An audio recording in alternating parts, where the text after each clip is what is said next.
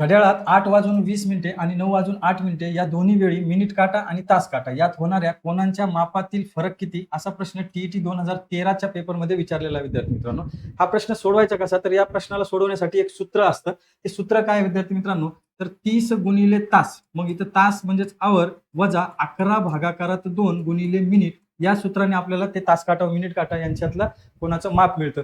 फक्त एवढंच लक्षात ठेवा की जेव्हा 180 पेक्षा जास्त माप आपल्याला मिळेल तेव्हा घड्याळाचं एकूण जे माप असतं 360 त्या 360 मधनं 180 पेक्षा जास्त आलेलं माप आपल्याला वजा करायचं असतं तेव्हा आपल्याला ऍक्च्युअल कोणातलं माप मिळत असतं. मग आता पहिला वेळ काय दिलेला आहे आपल्याला इथं 8:20 मग इथे आपल्याला जर किमती फिल केल्या तर लक्षात घ्या काय होईल 30 ऍज इट इज इथं लिहिलं तास किती आहे तर 8 आहे आणि त्यानंतर वजा 11/2 ऍज इट इज घेतले गुणिले मिनिट किती दिले तर 20 मिनिटं दिलेले. आता हे जर सोडवलं 30 गुणिले 8 8 त्रिक किती होतील तर 24 आणि हा शून्य ऍज इट इज 240 वजा 11/2 गुणिले 20 आहे तर बे एक बे बे एक बे बे शून्य शून्य म्हणजे 11 गुणिले 10 बरोबर किती तर 110 होईल. आता 240 वजा 110 किती उत्तर येईल तर 130 उत्तर मिळणार आहे. म्हणजेच काय तर 8:20 तास काटा व मिनिट काटा यांच्यामध्ये कोणाचं माप किती असणार आहे तर 130 अंशाचं माप असणार आहे. आता दुसरा काय प्रश्न आहे वेळ दिलेला आहे तर 9:08 मग या सूत्रात ठेवा पहिले तर 30 आपण ऍज इट इज लिहिणार गुणिले तास किती आहे तर 9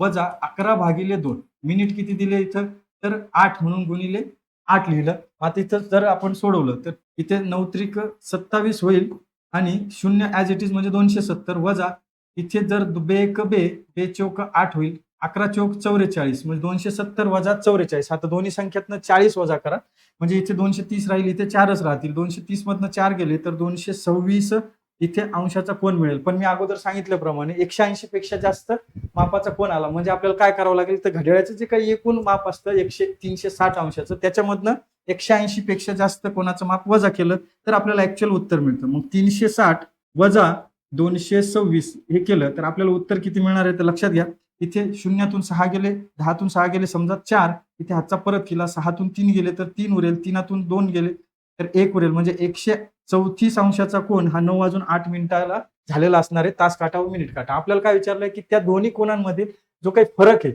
तयार होणाऱ्या कोनामध्ये तो फरक आपल्याला विचारला. मग इथे 134 अंशाचा कोन तयार होतो आणि इथे 130 अंशाचा कोन तयार होतो. मग याच्यातलं 134 आणि 130 मध्ये कितीचा फरक आहे तर लक्षात घ्या विद्यार्थी मित्रांनो हा फक्त 4चा फरक आहे. मग आपल्या प्रश्नाचं उत्तर काय आहे तर 4 आहे. पर्याय क्रमांक 1 हे या प्रश्नाचं राईट आन्सर आहे. या पद्धतीने तुम्हाला हा प्रश्न सोडवायचा आहे. विद्यार्थी मित्रांनो हे स्पष्टीकरण समजलं असेल हा प्रश्न समजला असेल तर तुम्हाला या प्रश्नाचं उत्तर कमेंट करायचं आहे आणि हा व्हिडिओ आवडला असेल तर या व्हिडिओला लाईक करा शेअर करा आणि एसबी अकॅडमी चॅनलला सबस्क्राईब करा.